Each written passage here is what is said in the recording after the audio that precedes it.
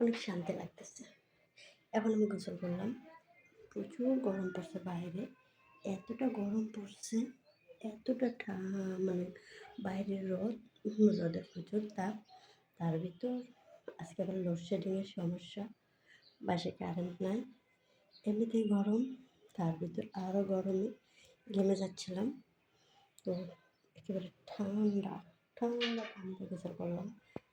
গোসল করার পরে ভালো লাগতেছে, অনেকটা ভালো লাগতেছে এখন।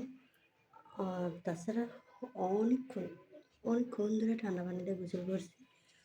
ওয়াশরুমে গিয়ে ঝর্নাটা ছেড়ে দিয়ে ঝর্নার নিচে পুরো 10 মিনিট ঝর্নার নিচে বসেছিলাম। বসে থাকার পরে শরীরটা যখন একেবারে ঠান্ডা হলো, তারপরে সুন্দর করে সাবান লাগাইলাম, ফেস ওয়াশ লাগাইলাম। এরপরে এই যে চুলটা, আজকে চুলটা আমার দেখতে পাচ্ছেন কতটা সুন্দর, ঝরঝরা, সিল্কি। চুলটা একবার ধরতে মন চাচ্ছে চুলটা। চুলটাতে শ্যাম্পু করলাম, কন্ডিশনার দিলাম, ভালো লাগতেছে। মনে হচ্ছিলো আরেকটু গোসল করি, আরেকটু করি।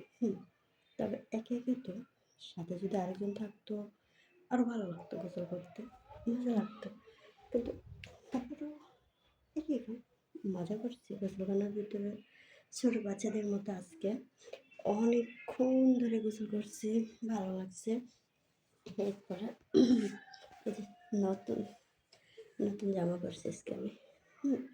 নতুন জামা, নতুন পায়জামা, দেখতেই পাচ্ছেন আপনারা আমাকে। সব কিছুই কিন্তু আজকে নতুন। আজকে মনটা কিন্তু অনেক ভালো, যার কারণে সব কিছু নতুন করলাম। সবাইকে দেখতেই পাচ্ছেন, আর কি দেখাবো আপনাদেরকে, সবই নতুন। তবে এখন না আবার গরম লাগতেছে। আমি তো এমনিতেই গরম, আরও গরম পড়লে বেশি গরম লাগবে। ভুল করছি, জামাটা না পরে টি শার্ট পরতাম, তাহলে মানে একটু গরমটা কম লাগতো।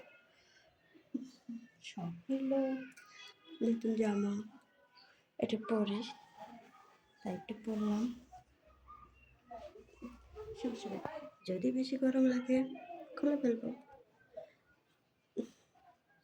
আসলে সত্যিই গরম লাগতেছে, যে ঘামাই যাচ্ছি আমি, প্রচুর ঘাম। এত গরম কেন আমি বলতে পারেন? প্রচুর গরম পড়তেছে। এই যে গরমের চুলগুলো ঘেমে যাচ্ছে।